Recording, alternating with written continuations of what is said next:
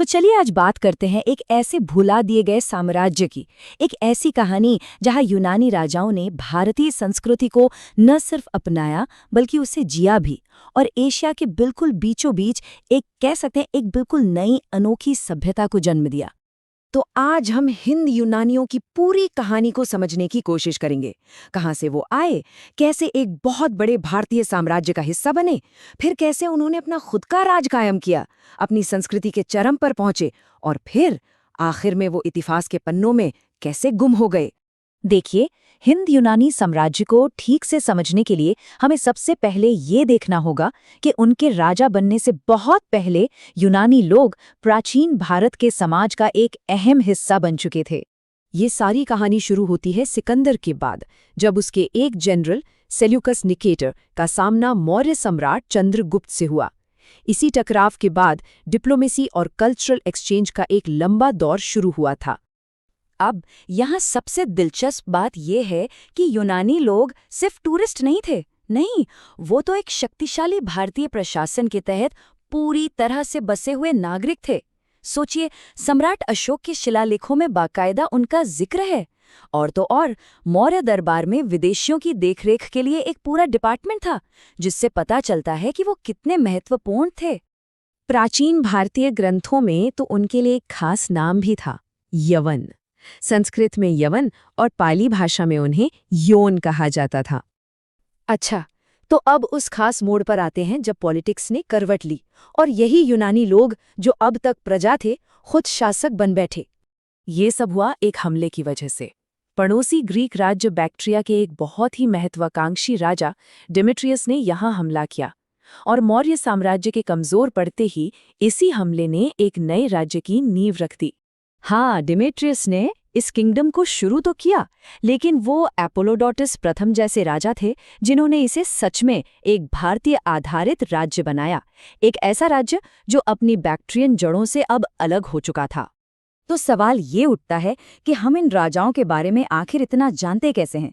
जवाब एक बहुत ही अनोखी जगह से मिलता है। दरअसल उन्होंने अपने पीछे एक जबरदस्त पुरातात्विक रिकॉर्ड छोड़ा है। ये सिर्फ सिक्के नहीं थे, ये तो इतिहास और प्रोपागेंडा के छोटे छोटे टुकड़े थे। सही मायनों में उनकी दुनिया में झांकने के लिए हमारी मेन खिड़की यही सिक्के हैं। और ये सिक्के ना कल्चर के मेल जोल को बड़ी खूबसूरती से दिखाते हैं। जरा सोचिए, एक ही सिक्के के एक तरफ ग्रीक राजा का चेहरा है तो दूसरी तरफ किसी भारतीय देवता की तस्वीर, और लिखावट भी दोनों भाषाओं में। जाहिर है ये अपनी प्रजा से जुड़ने की एक बहुत ही स्मार्ट पॉलिटिकल स्ट्रैटेजी थी।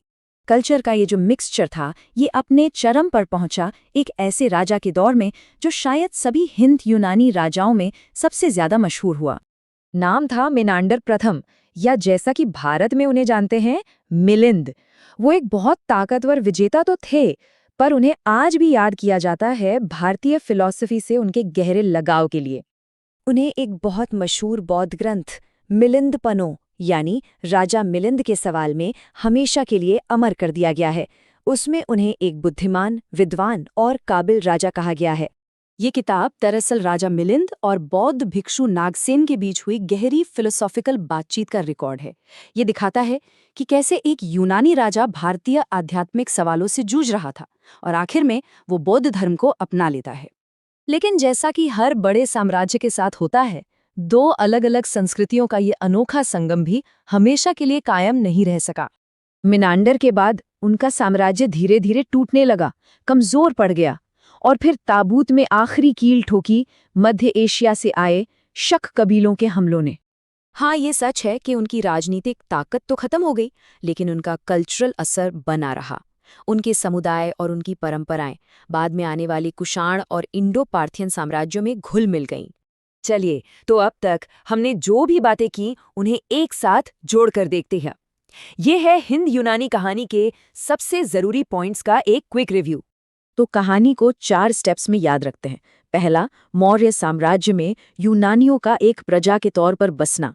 दूसरा, उनका खुद का एक आज़ाद राज्य बनाना।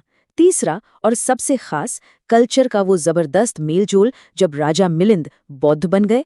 और चौथा, शक हमलावरों के हाथों उनके आखिरी राजा स्ट्रेटो द्वितीय की हार और साम्राज्य का अंत। बस यही है पूरी कहानी। ये पूरी चर्चा हमें एक आखिरी सवाल पर लाकर छोड़ देती है। वो साम्राज्य तो खत्म हो गया, पर क्या आज भी इस इलाके की कला, सोच और लोगों में उन दो महान प्राचीन दुनियाओं की उस मुलाकात की गूंज बाकी है?